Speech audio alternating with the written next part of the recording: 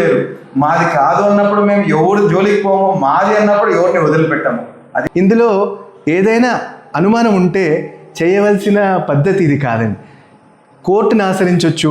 మీది ఆ గుడిలో ఉండే హుండీల్ బీగాలు వచ్చేసి అసిస్టెంట్ కమిషనర్ కర్నూలు వారి ఆధీనంలో ఉంటుందండి. మళ్ళీ టెంపుల్ ఫండ్స్తో 40 లక్షల డిపాజిట్ కూడా ఉంది ఇప్పుడు టెంపుల్కి. ఈ 40 లక్షల డిపాజిట్ కాక ఇంకొక 40 లక్షలు కరెంట్ అకౌంట్లు కూడా ఉందండి. సో ప్రతి ఒక్క inpal.com అనే ఒక వెబ్సైట్ ఉందండి. ఆ వెబ్సైట్ ఓపెన్ చేసుకొని ప్రీవియస్ 3 years ఫైనాన్షియల్ స్టేట్మెంట్స్ కూడా ఉన్నాయి. ఎవరైనా భక్తాదులు దాన్ని చూసుకొని 1927 సంవత్సరంలో కొన్న ఆస్తి అండి. 99 సంవత్సరాలు ముందు కొన్న ఆస్తి వాళ్లకు హఠాత్తుగా ఒక అనుమానం. 6 దాటిన వయసు, 65 ఏండ్లు వయసు ఉన్న వ్యక్తి పెద్ద ఆయన అని చెప్పి ఒక మర్యాదపూర్వకంగా మేము వ్యవహరించాలని మా పెద్దలు చెప్పడంతో వారికి ఎంతో వారి అన్ని అభియోగాలు వేసినప్పటికీ మేము అందరికీ నమస్కారం. గత కొద్ది రోజుల నుంచి మా కుటుంబం పైన మరికొన్ని ఆస్తుల మీద, వ్యక్తిగత ఆస్తుల మీద ఎన్నో అభియోగాలు చేయడం జరుగుతోంది. దాని వివరణకు ఇవ్వాలనే ఇప్పుడు మీడియా ముఖంగా మీ అందరికీ కొన్ని నిజాలు స్పష్టీకరణ చేయడానికి మేము ముందరికి అందరూ వచ్చాము, మా కుటుంబ సభ్యులందరూ. మొదట శ్రీ సత్యమ్మ కాలనీ గురించి ప్రస్తావించారు. రాచోటి సత్యమ్మ కాలనీ అనేది క్రాంతినగర్లో ఉన్నది. ఈ ఆస్తి మా తాతగారైన శ్రీ రాయచోటి సుబ్బయ్య గారు కోర్ట్ ఆక్షన్ ద్వారా 1961లో కొనుగోలు చేయడం జరిగినది. ఇది కోర్టు ఆస్తి అండి. ఇది ఏ ఒక్క వ్యక్తితో కొన్నది కాదు. దాని ఆధారాలన్నీ కోర్టు ద్వారా వచ్చింది, మీరు చూడవచ్చును. ఇది ఒక వివరణ. అలాగే పాత అడంగాల్లో కూడా సేమ్ 11.22 సెంట్లు, 38 సెంట్లు ఈ సర్వే నెంబర్ది. దాని పూర్తి వివరంగా ఇక్కడ పొందుపరిచారండి. అప్పుడు కరణం గారు దీన్నంతా క్లారిటీ ఇచ్చారు. అప్పట్లో సబ్ డివిజన్ అయినా అంటే ఇప్పుడు విఆర్ఓ గారండి, అప్పట్లో కరణం గారు దీన్ని పూర్తి డీటెయిల్గా ఇచ్చారు, సబ్ డివిజన్ చేసిన మ్యాప్. ఇందులో ఎవరెవరి పేరుతో ఎంత ఉంది క్లియర్గా కూడా పొందుపరిచారండి. 3 ఎకరాలు కృష్ణవేణమ్మ, ఇట్లా 3 పేర్లు ఇచ్చి కింద రాయచోటి సుబ్బయ్య గారి పేరుతో ఎంత ఉందని డీటెయిల్గా ఇచ్చారు. మొత్తం 359 సర్వే నంబరు 11.39 సెంట్లండి దీని మొత్తం విస్తీర్ణత. దాని తర్వాత సుబ్బయ్య గారు వారి 3 కోడళ్ళకి 3 ఎకరాలుగా ఇది దానం చేయడం జరిగిందండి. మిగిలినది రామయ్య గారి పేరుతోనే ఉంది. దాని ఆనాటి పాస్బుక్లు,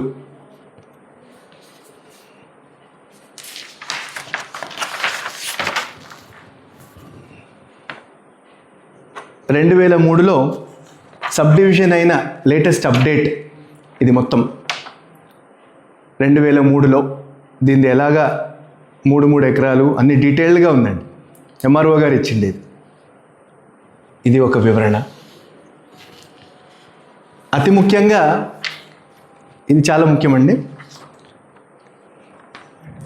2010 సంవత్సరంలో దీనికి లేఅవుట్ ప్లాన్ అప్రూవల్ అయిపోయి మీరు ఇంకా ఈ ప్లాట్లు విక్రయించవచ్చు అనే వివరణ కూడా ఇక్కడ స్పష్టంగా ఇవ్వడం జరిగింది. దీన్ని మీకు కాపీలు కూడా ఇవ్వడం జరుగుతుందండి. మీరు దీన్ని చూడొచ్చు, పరిశీలించవచ్చు, దాంట్లో ఎటువంటి ఇబ్బంది లేదు. దీని తర్వాతనే ఏదైనా ప్లాట్లు విక్రయించకి అధికారం వస్తుందండి. జరిగింది కూడా దీని తర్వాతనే విక్రయం మొదలైంది. ఇదంతా మా సొంత కుటుంబ పొలంని మనము లేఅవుట్ ప్లాన్ చేయడం జరిగింది. ప్లాట్లు చేసి మా సొంత ఖర్చుతో రోడ్లు, కరెంట్లు, వాటరు, డ్రైనేజ్ అంతా వ్యవస్థ చేసి ప్లాట్ల రూపంలో మార్చి మా కుటుంబ సభ్యులందరూ కలిసి దాన్ని విక్రయం చేయడం మొదలుపెట్టారు. ఇంతవరకు ఇదండి ఈ విషయం. 2010లో లేఅవుట్ అయిన దానికి అదే భూమికి వేరొకరి పేరు 2015లో కనిపిస్తా ఉంది. దాన్ని కొంచెం లోతుగా అధ్యయనం చేస్తే మాకు ఏం తెలిసిందంటే 2015, 19/4/2015లో ఈ నంబర్లు, ఈ సర్వే నంబరు దాని సబ్ డివిజన్ని ఎడిట్ చేయడం జరిగింది. అది ఎందుకు ఎడిట్ చేసినారు? మా దగ్గర ఒరిజినల్ దస్తావేజులు ఉన్నాయి, కోర్ట్ ఆక్షన్లో కొన్న దస్తావేజులు ఉన్నాయి. మరి ఇది ఎలా చేశారు? ఎల్పి అయిన జగాని మళ్ళీ సబ్ డివిజన్ చేయడం ఏంటి? అది చాలా హాస్యాస్పదంగా ఉంది. ఎందుకంటే ఇది గవర్నమెంట్ అధికారుల దృష్టికి మేము తప్పకుండా తీసుకెళ్తాము. దీన్ని మళ్ళా వాళ్ళు పరిశీలించి యథావిధిగా పేర్లకు మార్చడం జరుగుతుంది. మాకు 2010లో లేఅవుట్ అయిన తర్వాత దీన్ని మరీ ఎక్కడ కూడా లోతుగా వెళ్ళి చూడవలసిన అవసరం ఉండదు కదా అని మేము ఇంకా ముందుకు వెళ్ళలేదు. ఎందుకంటే 2010లో ఎల్పి వచ్చేసింది. ఎల్పి వచ్చిన దానికి సర్వే నెంబరు సబ్ డివిజన్తో ఎటువంటి అవసరము లేదు. ఎందుకంటే అది పొలం కాదు, ప్లాట్లు అయిన తర్వాత మా అవసరం నిమిత్తము మేము మహాయోగి లక్ష్మ బ్యాంక్లో దానికి లోన్ తీసుకున్నప్పుడు ఇది సెక్యూరిటీగా ఇవ్వడం జరిగింది. మేము సమయానికి వాళ్లకు ఇవ్వలేనందుకు వాళ్ళు ఆక్షన్గా వేసేసి వాళ్ళు 2 సార్లు 3 సార్లు ప్రయత్నం చేశారు. అప్పట్లో అంత విలువైన జగ కాదది, అంత మూలకి అంత విలువైనది కాదని అంతగా జనము ఆదరణ చూపించలేదు కొనడానికి. కాకపోతే వాళ్ళు మెల్లగా కొంతగా విక్రయించి మా అకౌంట్కి జమ చేసి ఎటువంటి బాకీ లేకుండా, పైగా మాకు తెలిసిన విషయం ఏమంటే బ్యాంకు వారి ద్వారా మాకు సరిపడ లోన్ కంటే కూడా ఎంతో శాతం ఎక్కువ మొత్తం కూడా జమ అయింది. ఇక్కడ ఎంతో లాభపడింది బ్యాంక్. ఇక్కడ ఇచ్చిన వాళ్ళు సవ్యంగా ఇచ్చాం, అమ్మేవాళ్ళు పద్ధతి ప్రకారం ప్లాట్ల ప్రకారం అమ్మారు, డబ్బు జమ అయింది, ఎక్కువ కూడా జమ అయింది. ఇక్కడ ఎవరికి ఏమీ ఇబ్బంది జరగలేదు. మా ఆస్తి మేము ఇచ్చాము, వాళ్ళు అమ్ముకున్నారు, వాళ్ళకి జమ అయింది. మాది అక్కడితో అందరి బాధ్యతలు సవ్యంగా తీరినాయి. ముఖ్యంగా ఏమంటే మహాయోగి లక్ష్మీ బ్యాంక్లో ఎక్కడైనా కానీ ఎవరైనా కానీ బంధుప్రీతి అటువంటిది ఏమి ఉండదండి. సొంత వాళ్ళు కదా అంటే, సొంత వాళ్ళు అంటే మా అయ్యగారు వాళ్ళు సొంత చైర్మన్ గారి తమ్ముడు అయినప్పటికీ వాళ్ళు డైరెక్ట్గా ఇవ్వలేరు. కాబట్టి ఆర్బీఐ రూల్స్ ప్రకారము మేము తీసుకోవడం జరిగింది. ఎందుకంటే అప్పట్లో ఆర్బీఐ రూల్స్ ప్రకారం వాళ్ళ ఫ్యామిలీ మెంబర్ అయిన వాళ్ళ ఓన్ బ్రదర్ వైఫ్కి ఇవ్వకూడదు. కాబట్టి మాకు ఇవ్వడం జరిగింది. మా అమ్మగారు తన ఆస్తిని మాకు, నా తమ్ముడికి రాసిచ్చి చేసిన అంత జమ అయిపోయింది, ఎటువంటి ఇబ్బంది లేదు. దీంట్లో మరి చెప్పేవాళ్ళు ఎన్నెన్నో సృష్టించి చెప్తున్నట్టుగా మాకు అనిపిస్తుంది. ఎటువంటి నిజం లేని విషయాన్ని కల్పితంగా ఆ పేపర్ ఈ పేపర్ చూసి వాళ్ళని ఏం చేశారో, అసలు ఆ పొలం ఎవరిది అని ఎన్నో రకరకమైన ప్రశ్నలు వేస్తున్నారు. ఇందులో ఎటువంటి సత్యం లేదు. మీకు అన్ని రుజువులతో పాటు చూపించడం జరుగుతూ ఉంది. ఇందులో ఏదైనా అనుమానం ఉంటే చేయవలసిన పద్ధతి ఇది కాదండి. కోర్టును ఆశ్రయించవచ్చు. మీ దగ్గర ఎటువంటి నిజమైన పత్రం ఉంటే సరి అయిన మార్గంలో, మన ఆదోని వాళ్ళంటేనే లక్ష్మవ్వ, రణమండల ఆంజనేయ స్వామి, వాసవి కన్యకా పరమేశ్వరి దేవికి కొలిచి ఎంతోమంది దేవతలు ఉండే ఊరు మనది. అందరూ ఒకరికొకరు సామరస్యంగా నడుచుకునేవారు. ఇటువంటి చర్యల వల్ల మన ఆదోని ప్రజల ఐక్యత కూడా దెబ్బతింటుందండి. ఎవరైనా కూడా అనుమానం ఉంటే దాన్ని ఎక్కడ మనం దాపెట్టుకునే పని లేదు. దాన్ని కోర్టుని ఆశ్రయించి న్యాయపరంగా, చట్టపరంగా ఏదైనా పద్ధతిలో వెళ్ళి అన్నీ కూడా క్లారిఫై చేసుకోవచ్చు. మొదటిగా దీని విషయం అడగడానికి కూడా మా కుటుంబ సభ్యులు ఎవ్వరూ రాలేదు. ఇప్పుడు మీడియా వాళ్ళు కూడా వాళ్ళకి ఇంటర్వ్యూ తీసుకున్నారు. కనీసం మా దగ్గరికి వచ్చి, సార్ వాళ్ళు ఇలా చెప్తున్నారు, ఇదేంటండి, దీని గురించి ఏమైనా మాకు వివరణ ఇస్తారా అని కూడా కోరలేదు. ఎందుకంటే ఇంత పరువుగల కుటుంబము, అరే ఒకసారి ఇలా చేసి ఉండరు అని అనుకొని, లేదా కనీసం చేసున్నా కూడా ఎట్లా చేస్తున్నారు, మీ దగ్గర ఏం రుజువులు ఉన్నాయి అని ఒకసారి అభియోగం వేసిన వాళ్ళు కానీ, మీడియా ముఖంగా చెప్పేవాళ్ళు కానీ కొంచెం ఒక్కసారి వచ్చి ఎంక్వైరీ చేసి ఉంటే ఎంతో బాగుండు. అయినప్పటికీ ఇప్పటికైనా మాకు ఇంటికి పరువుకి వీళ్ళు సవాల్ చేశారు కాబట్టి ఎవరైతే మనకు అభియోగం వేశారో అలాగే ప్రచురించినారో వాళ్ళందరికీ కూడా మేము తప్పకుండా మా కుటుంబం తరఫున చట్టపరమైన చర్యలు అన్నీ తీసుకుంటాం. వారిని ఏ విధంగా కూడా వాళ్ళు అక్కడ ఏమైనా వాళ్ళ దగ్గర ఆధారాలు ఉంటే తప్పక వాళ్ళు నిరూపించుకోగలరు. మా దగ్గర అన్ని రుజువులు ఉన్నాయి, అన్ని ఒరిజినల్ రుజువులు ఉన్నాయి. ఇంకా చాలా విషయాలు చెప్పారండి. మన గుడి ఆస్తులు గురించి కూడా ఆయన ప్రస్తావన చేశారు. ఇది మా సొంత ఆస్తి గురించి చెప్పాము. గుడి ఆస్తుల విషయం చెప్పారు. గుడి ఆస్తుల గురించి కొన్ని రోజులుగా ఆయన వాట్సాప్లో మనకు ఊర్లో అంతా ప్రచారం చేస్తున్నారు. ఇట్లా చేశారు, దోచుకున్నారంటున్నారు, అదంటున్నారు. మేము ఎన్నోసార్లు ఎంతో గౌరవంగా అభ్యోగం వేసేవారు కూడా మన ఆరవేశులే కదా అని ఒక చిన్న అభిమానంతో 6 పదులు దాటిన వయసు, 65 ఏండ్లు వయసున్న వ్యక్తి పెద్ద ఆయన అని చెప్పి ఒక మర్యాదపూర్వకంగా మేము వ్యవహరించాలని మా పెద్దలు చెప్పడంతో వారికి ఎంతో, వారి అన్ని అభ్యోగాలు వేసినప్పటికీ మేము వారికి అంతే గౌరవంతో మాట్లాడుతున్నాము. మా కుటుంబంలో మొదటి నుంచి అదే పద్ధతి అండి. మేము ఎవరిని బెదిరించడము అటువంటి చర్యలు మాకు తెలీదు, ముందుకు కూడా ఉండవు. దానికి కూడా ఆరవేశ సంఘం మాజీ అధ్యక్షుడుగా ఆయన అన్నారు.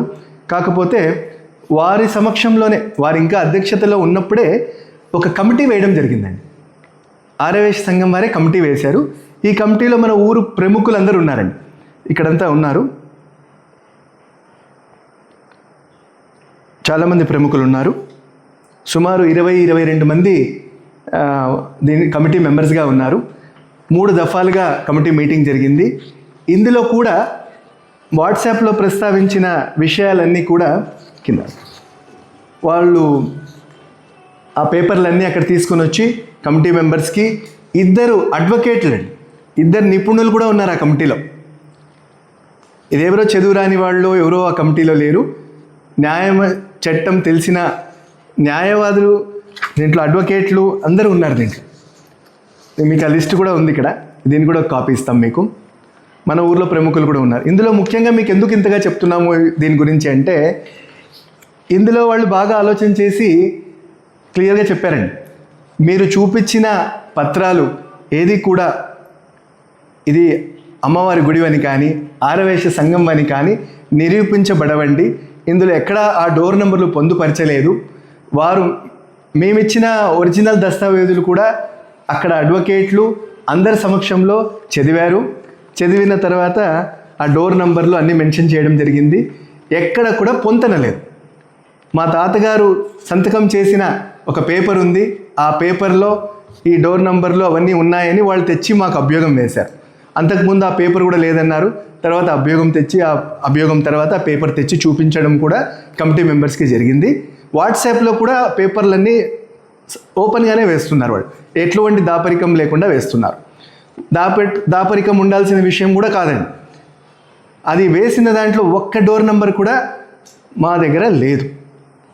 మా పెద్దలు దాన్ని ఒక సేవాభావంకో ఒక కార్యానికే మొదటి నుంచి నిర్వర్తించేవాళ్ళు. దానికే వాళ్ళు ఇప్పటికీ మొదటి నుంచి అదే దాంట్లో ఉన్నారు. ఆ ఏ డోర్ నెంబర్లు కూడా మా పరిధిలో లేవు. వాళ్ళకి అదే చెప్పాం, పలుసార్లు చెప్పాం. ఈ కమిటీ మీటింగ్లో ఎవరైతే అభ్యోగం వేశారో వాళ్ళ సంతకం కూడా ఉందండి. మా ఆస్తి పత్రాలు కూడా చదివి వినిపించడం కూడా జరిగిందండి. మీకు ఇక్కడ హైలైట్ చేశాము. ఇక్కడ ఏం రాశారు కమిటీ మినిట్స్లో అంటే, ఈ ఆస్తి పత్రాలు చదివి వినిపించడం జరిగింది. ఎందుకంటే ఈ కారణం ఏమి, చదివి వినిపించడం ఏమి అంటే, ఇది 1927 సంవత్సరంలో కొన్న ఆస్తి అండి. 99 సంవత్సరాలు ముందు కొన్న ఆస్తి. వాళ్లకు హఠాత్తుగా ఒక అనుమానం వచ్చింది. అనుమానం ఎప్పుడు వచ్చినా తప్పు లేదండి, దాన్ని సరైన పద్ధతిలో అడిగేది అవసరం. ఇది చదివి వినిపించడం, ఇది అందరూ చదవలేరు కాబట్టి నిపుణులతో చదివించడం జరిగింది. ఎవరైతే అభ్యోగం వేశారో వారు కూడా దానికి హాజరయ్యి దానికి సంతకం పెట్టడం కూడా జరిగింది. వారి సమక్షంలోనే జరిగింది. ఇంత జరిగినప్పటికీ మళ్ళీ మనకు మాటి మాటికి ఇవన్నీ చెప్తూ ఉన్నారు. ఇదంతా మంచి పద్ధతి కాదు. మన ఐక్యత, మన ఊర్లో ఉన్న ఒక మంచి వాతావరణంని డిస్టర్బ్ చేసి సాధించేది ఏమీ లేదు. మనం మొదటి నుంచి అందరూ బాగా ఆధుని వాళ్ళు అంటేనే ఆనందంగా ఉండేవాళ్ళు. మనకంతా గలాటలు ఇవన్నీ మనకు అలవాట్లేదు. సో ఇటువంటిది కాకుండా కలిసిమెలిసి అందరూ బాగుండాలి. అయినప్పటికీ మేము ఇవన్నీ చెప్తున్నప్పటికీ మీరు ఏ అనుమానం ఉన్నా చట్టపరంగా మీరు తీర్చుకోవచ్చు, మాకేం అభ్యంతరం లేదు. ఎందుకంటే మేము అంతా కరెక్ట్గా ఉంది. అమ్మవారి ఆస్తులు అంటున్నారు, అది తప్పు చెప్తున్నారు. అవన్నీ ఆస్తులు మా దగ్గర పత్రాలు, రుజువులు అన్నీ క్లియర్గా ఉన్నాయి. దానివి కూడా మా దగ్గర కాపీస్ ఉన్నాయి. ఇక్కడికి ఎన్నోసార్లు మనము చూపించడం జరిగింది. మరొకసారి చూపించడానికి కూడా ఇందులో ఎటువంటి దాపరికం ఏం లేదు. ఇది ఎప్పుడేమంటే ఒక ట్రస్ట్గా రిజిస్టర్ చేస్తున్నాం కాబట్టి ఇది డైరెక్ట్గా వాళ్ళ కాపీస్ చేతికి ఇవ్వడానికి ఉండదండి. ఏదన్నా కానీ వాళ్ళకు అనుమానం ఉండి వాళ్ళ దగ్గర ఆధారాలు ఉంటే తప్పక వాళ్ళు తీర్చుకోగలరు. మాకేం ఎటువంటి ఇబ్బంది లేదు. ఈ జాగా కూడా గుడిది ఎట్లా అని చెప్పి సంఘందని చెప్పి చెప్తున్నారు. అది దాని గురించి సుబ్బయ్య గారు లాస్ట్ ఇంటర్వ్యూలోనే చెప్పారు. అయినప్పటికీ మళ్ళీ అదే ప్రస్తావన తేవడందుకు మీకు దాని పత్రం కూడా చూపించడం జరుగుతుంది. ఒకసారి దీన్ని జూమ్ చేసుకొని పేరు ఎవరు రిజిస్టర్ చేస్తారో చూడండి. ఆర్యవేశ సంఘం అధ్యక్షులు కింద శ్రీ నువ్వు చెప్పు. వాళ్ళ హోదా కూడా ఉంది. ప్రెసిడెంట్ వచ్చేసి టీజీ మల్లికార్జున శెట్టి గారు రిజిస్టర్ చేసి ఇచ్చినారు. సెక్రటరీ హోదాలో గారు రిజిస్టర్ చేసి ఇచ్చినారు. అది 1994లో బ్యాంక్ కొనడం జరిగింది. సో 1994 అంటే ఏంటండి బ్యాంక్ ప్రాపర్టీ తీసుకునేది. సో 32 సంవత్సరాలు అనేది చాలా చిన్న పీరియడ్ ఏం కాదు. 32 సంవత్సరాలు అంటే చాలా పెద్ద పీరియడ్. ఇన్ని రోజులు లేకున్న ఆలోచన ఇంత హఠాత్గా రావడం ఎందుకు ఉందో అంటే కారణము మన బ్యాంక్లో మనం ఇద్దరిని తీయడం జరిగిందండి వాళ్ళ తప్పు చేయడం వల్ల. ఆ ఇద్దరు వ్యక్తులు పోయిన తర్వాత ఫస్ట్ సత్యమకాన్ 2013-14లో ప్లాట్లు అనేది విక్రయించడం జరిగింది బ్యాంక్. సో 11-12 సంవత్సరాలు రాలేకున్న డౌట్ ఈ రోజైనా రావడం ఎందుకు? ఆ వ్యక్తి బయట పోయిన తర్వాత లేని అనుమానాలు, ఆలోచనలు పబ్లిక్లో క్రియేట్ చేసి ఆ ఆలోచనలు వీళ్ళు నమ్మి అది ప్రెస్ ముందరికి రావడం జరిగింది. తప్పితే ఇంకా దాంట్లో ఏమీ లేదు. ఎందుకంటే రిజర్వ్ బ్యాంక్ అనేది ప్రతి సంవత్సరము బ్యాంక్ని ఆడిట్ చేస్తుందండి. వాళ్ళ ఆడిట్ అబ్జెక్షన్స్ కానీ ఏమన్నా తప్పులున్నా కానీ మనకి ఎస్కలేట్ చేస్తారు. అది ప్రాపర్గా మనము క్లియర్ చేయాలి. అంతే తప్పితే వీళ్ళు ఓకే అంటే బ్యాంక్లో ఏం జరుగుతుందో తెలియదు కానీ ఓకే వాళ్ళు పబ్లిక్కి డివైడ్ చేసే మాటలు మాట్లాడుతున్నారనే అభిప్రాయం నాకు వచ్చింది. ఆ ఇంటర్వ్యూలో ఇచ్చిన వ్యక్తి మనతో ఒకటే కాదండి, చాలా కుటుంబాలతో శత్రుత్వం పెట్టుకుంటాడు. అతను చిన్న దానికి గొడవ పెట్టుకుంటాడు. సో చాలామంది నాకు తెలిసింది ఏమంటే 2-3 అతని పైన కోర్టులో కేసు వేసినారు. చాలా రకాలుగా ముందరికి కూడా జరిగినాయి. సో ఎవరితో కూడా సామరస్యంగా ఉన్నారా లేదా అనేసి నాకు ఒక డౌట్ వస్తూ ఉందండి. సో ముఖ్యంగా బ్యాంక్ పైన అభియోగాలు చేస్తున్నారు. నేను చాలా ప్రౌడ్గా చెప్పుకోవాలా. నేను పోయిన సంవత్సరం 2025-26 ఫైనాన్షియల్ ఇయర్లో బ్యాంక్ సుమారు 7% గ్రోత్లో బ్యాంక్ లాస్ట్ అంటే 24-25 సంవత్సరాలతో పోల్చుకుంటే 7% గ్రోత్ అనేది చూసిందండి బ్యాంక్. ఇన్ని అభియోగాలు వేసినా, ఇన్ని ప్రాబ్లమ్స్ క్రియేట్ చేసినా కస్టమర్స్ మా వెనకాల ఉన్నారు అంటే దానికి కారణం మనం బ్యాంక్ ఒక పద్ధతిలో రాయచోటి కుటుంబం మా నాన్నగారు స్థాపించిన బ్యాంకు పద్ధతిలో జరుగుతూ ఉంది. మహాయోగలక్ష్మ ఆశీస్సుల మేరకు జరుగుతూ ఉందని ఒక ధైర్యంతో 7% గ్రోత్ వచ్చిందండి. దీనికి అంత కారణం ఏమో తెలుసండి, ఈ వీడియో చూస్తున్న ప్రతి ఒక్క కస్టమర్, ప్రతి ఒక్క ఆధుని సిటిజన్ అండ్ చుట్టుపక్కల విలేజ్ వాళ్ళందరూ కష్టార్జితం పెట్టిన డబ్బండి. 100% మన బ్యాంకుని మేము ఇంకా గ్రోత్లోనే చూసి ఇంకా బ్రాంచెస్ ఓపెన్ చేసే తీరుతాం. కానీ ఇవన్నీ మేము పట్టించుకోమండి. ఇవన్నీ మాకు బ్యాంక్ ఎదుగుదలలో ఖచ్చితంగా ఈ ఆటంకాలనే సృష్టించడానికి వస్తారు. ఇవన్నీ మేము మనసులో పెట్టుకోము. మా పద్ధతిలో మేము ముందరికి వెళ్తుంటాం. ఇంకోటి ముఖ్యంగా మేము చెప్పాలా, ఈ ఎవరైతే ఇంటర్వ్యూ వీడియో ఇచ్చినారో ఆ వ్యక్తి పైన ఆల్రెడీ మనం ఇంజంక్షన్ ఆర్డర్ తేవడం జరిగింది. వాళ్ళకి డిస్పాచ్ కూడా అయిపోయింది. ఈరోజు వాళ్ళకి ఎటువంటి వాట్సాప్ మెసేజ్ కానీ ఇంటర్వ్యూ కానీ ఇవ్వరాదు అనేసి కోర్టు ద్వారా వాళ్ళకి ఒక నోటీస్ కూడా పోతుందండి. ఈరోజు డిస్పాచ్ కూడా అయిపోయింది. మీడియా ద్వారా అది కూడా నేను తెలుపుతున్నానండి. ఇంకొక చిన్న వర్డ్ చెప్పాడు దేవస్థానం, మహాయోగలక్ష్మ దేవస్థానం గురించి. నేను ప్రీవియస్ ఇంటర్వ్యూలో కూడా నేను చెప్పినాను, 30 సంవత్సరాల కింద అపదేవస్థానం ఎలాగుంది, ఇప్పుడు ఎలాగుంది, అంగరంగ వైభవంగా జరుగుతూ ఉంది. సో జాతరకి కానీ అన్ని రకాలుగా కానీ చాలా సజావుగా జరుగుతూ ఉంది. ఆ సజావుగా జరుగుతున్నందుకు ఓర్చుకోలేక ఇటువంటి అభియోగాలు చేస్తున్నారేమో అభిప్రాయం నాకు ఉందండి. నాకు ఒకటే కాదు, ఈ ఇంటర్వ్యూ పెట్టడానికి ముఖ్య ఉద్దేశం ఏమంటే మేము మా ఫ్యామిలీ మెంబర్స్ కాదండి, మా ఫ్యామిలీ వాళ్ళ వెల్ విషర్స్, ఫ్రెండ్స్, వీళ్ళు మాకు మీరు ఊకే ఉంటే ఎలాగండి, మీరు అభియోగం సైలెంట్ ఉంటే మీరు యాక్సెప్ట్ చేసినట్టు అన్నందుకు మేము ఈ మీడియా ద్వారా పబ్లిక్కి తెలుపుతున్నాం. మేము రాజకీయంలోనే చాలా క్లియర్గా ఉన్నారు మా నాన్నగారు. రాజకీయంలోనే కబ్జాలు చేసినంటే ఎక్కడో మెయిన్ రోడ్లో కాలేజ్ రూట్లోనో కబ్జా చేస్తుంటే క్రాంతినగర్లో ఎందుకు కబ్జా చేయాలండి? మేము ఏది కూడా మేము కబ్జా చేసే మనస్తత్వం కానీ మా ఆలోచనలు కానీ మా కుటుంబం ఎవరూ లేరు. మాది కాదు అన్నప్పుడు మేము ఎవరు జోలికి పోము, మాది అన్నప్పుడు ఎవరిని వదిలిపెట్టాము. అది మాత్రం మీడియా పరంగా నేను తెలుపుతున్నానండి.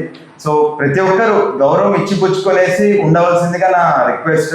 ప్లస్ ఆ వ్యక్తికి ఎవరైతే వెనకాల ఉండి ప్రోత్సహిస్తున్నారో వాళ్ళు కూడా నేను తెలుపుతున్నాను, నిజాలు తెలుసుకొనేసి ముందరికి వాళ్ళకి సపోర్ట్ చేయండి.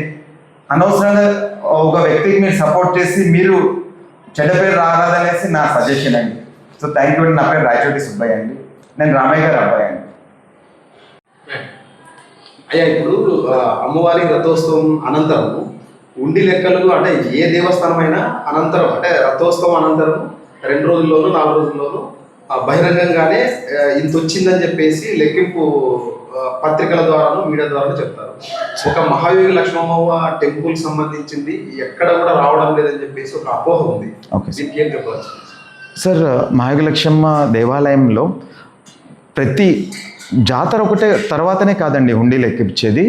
ప్రతి 30 రోజుల నుంచి 40 రోజుల మధ్యలో ప్రతి నెల ఈ టైం గ్యాప్లో కౌంటింగ్ అనేది జరుగుతుంది. ఆ గుడిలో ఉండే హుండీల్ బీగాలు వచ్చేసి అసిస్టెంట్ కమిషనర్ కర్నూలు వారి ఆధీనంలో ఉంటుందండి. మనము రిక్వెస్ట్ లెటర్ పంపిస్తే వాళ్ళు మమ్మల్ని పంపిస్తారు, అక్కడి నుంచి డిప్యూట్ చేసేసి పంపిస్తారు. సో వాళ్ళ పర్యవేక్షణలోనే కౌంటింగ్ జరుగుతుంది. సుమారుగా ఒక 5 నుంచి 6 మంది రిటైర్డ్ బ్యాంక్ ఎంప్లాయీస్ వస్తున్నారు, వాలంటీర్స్ ఒక 5-6 మంది ఆడవాళ్ళు వస్తున్నారు. అంతా ఒక 20 మెంబర్స్ కౌంటింగ్ చేస్తారండి. కౌంటింగ్ చేసి బ్యాంకుకి డిపాజిట్ అయ్యేంత వరకు ఎండోమెంట్ డిపార్ట్మెంట్ వాళ్ళు వాళ్ళ ఉండి డిపాజిట్ అయ్యేంత వరకు ఉండి వెళ్తారండి. నేను ఈ లెక్కాచారం అంటే రిసీట్స్ అండ్ పేమెంట్ టెంపుల్కి సంబంధించిండేది టెంపుల్ వెబ్సైట్లో కూడా పెట్టడం జరిగిందండి. అంటే టెంపుల్ వెబ్సైట్లో ఎవరన్నా చూసుకోవచ్చు ఉండి ఆదాయం ఎంత వస్తూ ఉంది, ప్లస్ టికెట్ల ద్వారా ఎంత ఆదాయం వస్తూ ఉంది, డొనేషన్స్ ఎంత వస్తూ ఉంది, బాడిగలు ఎంత వస్తున్నాయి అనేసి. ఇది ఓపెన్ పబ్లిక్ డాక్యుమెంట్ అంటే పబ్లిక్ వెబ్సైట్లోనే పెట్టడం జరిగింది. ఎవరైనా ఓపెన్ చేసుకొని చూడొచ్చు. ఎందుకంటే దగ్గర హుండీ కలెక్షన్ టెంపుల్కి సంవత్సరానికి 50 లక్షల పైన వస్తుందండి హుండీ కలెక్షన్. సో ప్లస్ డొనేషన్స్ రూపంలో 10 లక్షల వరకు వస్తుందండి, 10 లక్షల పైన వస్తుంది. బాడిగలు వచ్చేసి దగ్గర 9 నుంచి 10 లక్షలు బాడిగలు వస్తాయి టెంపుల్కి. సో ప్రతి ఒక్కటి వెబ్సైట్లో ఉందండి, ప్రతి ఒక్కరు చూడొచ్చు.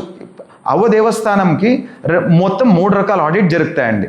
ఒకటి pre audit, post audit and audit by income tax act ప్రకారంగా ఆడిటర్ అనేవాళ్ళు ఆడిట్ చేయడం జరుగుతుంది. ఎవ్రీ ఇయర్ రిటర్న్స్ వేస్తారు.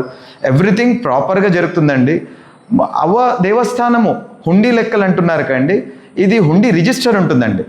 అప్పుడు ఎవరు వచ్చిపోయినారు, అసిస్టెంట్ కమిషనర్ ఒకసారి వచ్చిపోయినారు, ఒకసారి ఎండోమెంట్ ఆఫీసర్ వస్తారు, ఇంకొకసారి క్లర్క్ వస్తారు, ఒక్కొక్కసారి ఆదంలో ఉండే రాంప్రసాద్ గారు కూడా వస్తారు, ఎండోమెంట్ వాళ్ళ పరిధిలో వస్తారు. వీళ్ళు ఎవరైతే వస్తారో ఇదే వ్యక్తులు మంత్రాలయంకి పోతారు, ఇదే వ్యక్తులు ఉరుకుంద దేవస్థానంకి కూడా కౌంటింగ్కి పోతారు. దీంట్లో ఇంకోటి ఏమంటున్నారంటే చాలామంది నాన్నగారు నాకు ఒకటే సలహా ఇచ్చినారండి, హుండీ కౌంటింగ్ రోజు నువ్వు అక్కడ ఉండరాదు అంటారు. ఎందుకంటే మేము వచ్చి తీసుకొని పోతామేమో అభిప్రాయం పబ్లిక్కి రారాదు అనేసి. ఈ రోజు వరకు కూడా నేను హుండీ కౌంటింగ్ జరిగేటప్పుడు గుడి ఆవరణలో నేను ఉండనండి. మా నాన్న నాకు స్ట్రిక్ట్గా చెప్పినారు, అది నేను పాటిస్తున్నాను. అందరూ వాలంటీర్సే ఉంటారండి, వాలంటీర్సే ఉంటారు. మీడియా పరంగా నేను చెప్తున్నాను, ఎవరన్నా హుండీ కౌంటింగ్కి రావాల్సిన వాళ్ళు ఉంటే గుడిలో బోర్డు పెడుతున్నారండి షార్ట్లీ, పలానా రోజు కౌంటింగ్ జరుగుతుందంటే వాళ్ళు నేరుగా ఒక డ్రెస్ కోడ్ ఉంటుందండి, ఆ డ్రెస్ కోడ్ వేసుకొని వచ్చి వాళ్ళు కౌంటింగ్లో పార్టిసిపేట్ చేసి సేవ చేయొచ్చు. ఎందుకంటే చాలామంది తిరుమలకు పోయి మంత్రాలయం పోయి సేవ చేస్తారు, స్వచ్ఛందంగా గుడిలో కూడా వచ్చి చేయొచ్చండి, ఇబ్బంది ఏం లేదు దాంట్లో. ప్లస్ గుడిలో కూడా ఒక సలహా బాక్స్ ఉందండి, సజెషన్ బాక్స్ ఉంది. మీకు సలహాలు సూచనలు ఏమున్నా గుడిలో శ్రీ మహాలక్ష్మి దేవస్థానంలో దగ్గర 2.5 సంవత్సరాలైందండి సజెషన్ బాక్స్ పెట్టి. మీ సలహాలు సూచనలు ఆ బాక్స్లో పట్టికలో మీరు వేయచ్చు. అక్కడ ఈమెయిల్ ఐడి, నా ఫోన్ నెంబర్ కూడా ఉంది, నేరుగా కూడా నాకు సంప్రదించవచ్చు. భక్తులకి ఇంకొక ఇంపార్టెంట్ పాయింట్ చెప్పాల భక్తాదులకి, మనము శ్రీ మహాలక్ష్మి దేవస్థానంలో పోయిన సంవత్సరం రథోత్సవంకి పురస్కరించుకొని 1.3 కేజీ బంగారు కిరీటం చేయడం జరిగింది. దాని ఖరీదు ఆ రోజుకి 1,20,00,000 వరకు ఎక్స్పెన్సెస్ టెంపుల్ ఫండ్స్లో నుంచే ఖర్చు పెట్టడం జరిగింది. ఇది కాక మళ్ళీ టెంపుల్ ఫండ్స్తో 40 లక్షల డిపాజిట్ కూడా ఉంది ఇప్పుడు టెంపుల్కి. ఈ 40 లక్షల డిపాజిట్ కాక ఇంకొక 40 లక్షలు కరెంట్ అకౌంట్లో కూడా ఉందండి. సో ప్రతి ఒక్క income and expenditure statement avvatemple.com అనే ఒక వెబ్సైట్ ఉందండి. ఆ వెబ్సైట్ ఓపెన్ చేసుకొని last previous 3 years financial statements కూడా ఉన్నాయి. ఎవరైనా భక్తాదులు దాన్ని చూసుకొని దాంట్లో ఎండోమెంట్ వాళ్ళు కూడా సీల్ సిగ్నేచర్ కూడా చేయడం జరిగింది. అది ఏమన్నా డౌట్ ఉన్నా కానీ మీరు ఆ సజెషన్ బాక్స్లో మీరు పోస్ట్ చేయొచ్చు, ఏం ప్రాబ్లం లేదు. ప్లస్ ప్రతిరోజు జరిగే అలంకరణ కూడా ఆ వెబ్సైట్లో ఏ రోజు ఆ రోజు అప్లోడ్ అవుతుందండి ఫోటో. ప్లస్ దాంట్లో ప్రతి అవ్వకి వచ్చిన చీరల్ని కూడా ఎవరికి డిస్ట్రిబ్యూట్ చేసినామనేసి కూడా దాంట్లో ఫోటోలు ఉంటాయి. ప్రతి వారము ప్రసాదం పంచే ఫొటోస్ కూడా ఉంటాయండి. ఇంపార్టెంట్ విఐపీస్ వచ్చిన ఫొటోస్ అప్లోడ్ అవుతాయి. సో ప్రతి ఒక్కటి వీక్షించి అవ్వ దేవస్థానంలో జరిగే కార్యక్రమాలన్నీ ఆ వెబ్సైట్లో మీరు అప్డేట్ కావచ్చు. దేశ విదేశాల్లో కూడా భక్తాదులు ఉన్నారు, అది కూడా మీరు చూసి అవ్వ దర్శనం చూసుకొని ధన్యులు కావచ్చు. రేపు నెల జరిగే శ్రీ మహాగలక్ష్మ రథోత్సవం మే వద్దా సార్